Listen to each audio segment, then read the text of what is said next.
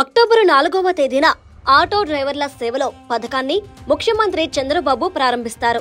ఈ పథకం కింద 2,90,234 మంది డ్రైవర్లకు 15,000 రూపాయల చొప్పున ఆర్థిక సాయం అందజేస్తారు.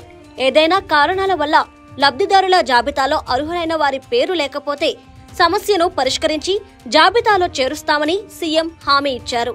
సొంత auto rickshaw, motor cab, maxi cab డ్రైవర్లకు ఈ పథకాన్ని వర్తింపజేయాలని ప్రభుత్వం నిర్ణయించింది. జగన్ ప్రభుత్వం వారికి 10,000 ఇవ్వగా చంద్రబాబు ప్రభుత్వం 15,000 ఇవ్వనుంది. జగన్ ప్రభుత్వం ఆటో డ్రైవర్ల కోసం వాహన మిత్ర పథకాన్ని అమలు చేసింది. కుడి చేత్తో ఇచ్చి ఎడమ చేత్తో తీసుకున్నట్లుగా 10,000కు 2 రెట్లు అధికంగా వారి నుంచి జరిమానాల రూపంలో తిరిగి వసూలు చేసింది.